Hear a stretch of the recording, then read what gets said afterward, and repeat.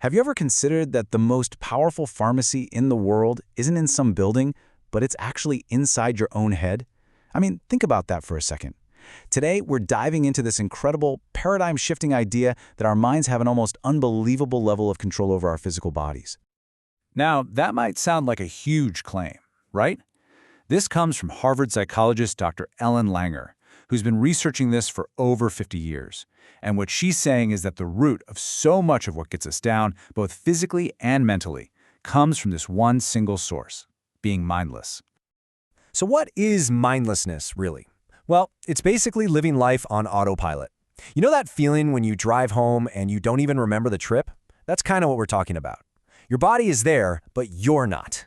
You're just reacting like a robot, programmed by old habits and beliefs, completely missing out on all the choices and the joy that are right there in front of you. So, how do we break free from that autopilot? Well, first things first, we've got to bust a huge myth that most of us just accept without ever questioning it. For centuries, the big idea was this thing called dualism. You know, the ghost and the machine. The idea that your mind is over here and your body is over there, and they sort of talk to each other. But the reality, it's way simpler and honestly way more powerful. It's unity. They are one and the same. As Dr. Langer puts it, wherever you put your mind, you're putting your body too. And this whole idea becomes crystal clear with a story from Dr. Langer herself. On her honeymoon, she was tricked into thinking she was eating pancreas, something she found totally disgusting. Now, in reality, it was just chicken. But her thought alone, just the idea, was powerful enough to make her physically sick. And that right there is the whole point.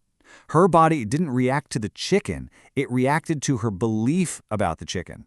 This shows us that the mind isn't just connected to the body. In a very real way, it is the body. Our thoughts aren't just these fuzzy, abstract things floating around. They are actual, physical, biological events happening inside us. Okay, so if the mind and body are one system, how do we actually use that knowledge? The answer is mindfulness. But, and this is a big but, it's probably not what you're thinking of. Which brings us to busting myth number 2. Yeah, when most of us hear mindfulness, our brains immediately go to meditation, right? Sitting still, trying to be quiet, stepping out of the world for a bit. But Dr. Langer's view? It's the total opposite. It's not a separate practice. It's a way of being fully in the world. It's this active, energetic state of just noticing. So where does this true mindfulness come from? It's all about embracing uncertainty.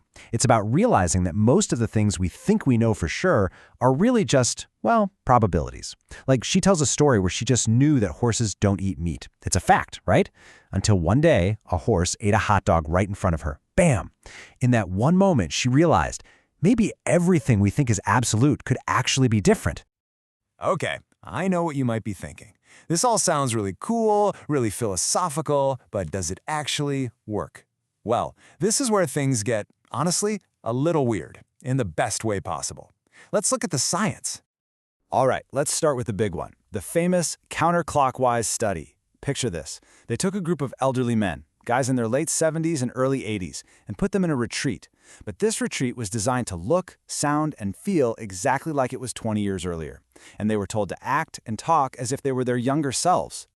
And here's the kicker. They did this for how long? A month? A year? No, just 1 week. That's it. 7 days of immersing their minds in the past, and the results, well, they challenge everything we think we know about aging. And the results were, they were staggering. We're talking no medical intervention. Nothing.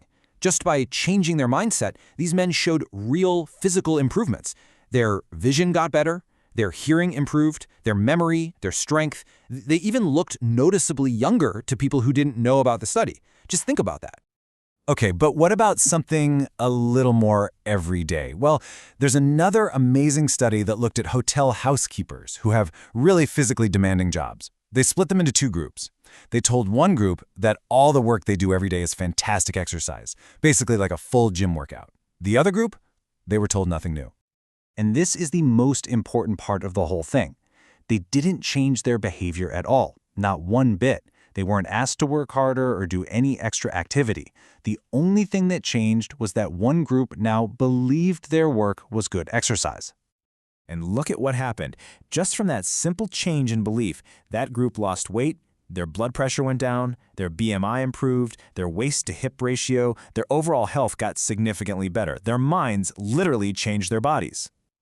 So the science is just, wow, it's clear. The real question now is, how do we take this incredible power and actually apply it in our own lives? Let's break it down into a simple toolkit you can start using, like right now. And it's surprisingly simple. First, just start noticing things. On that walk you take every single day, just make it a little game. Find 3 new things you've never paid attention to before. Second, you gotta channel your inner toddler and just ask, who says so? Challenge the rules you live by. Remember, they were all just made up by people at some point, which means you can make new ones. And third, when you're feeling stressed, just take a second and reframe it. Ask yourself, is this a true disaster or is it just an inconvenience? You'll be surprised how often it's just an inconvenience. So, why does any of this matter? What's the big takeaway? It's this. When you really get that your mind and body are the same thing, you're not a passenger in your own life anymore. You realize your thoughts and your beliefs aren't just passing clouds. They are the tools you're using moment by moment to build your own physical reality. You're in the driver's seat. And in the end, this isn't really about adding more years to your life. It's about adding more life to your years. By waking up, by seeing the world with fresh eyes, you don't just live longer, you live better. You infuse every single moment with a new kind of vitality. And that, right there, might just be the most powerful medicine we have.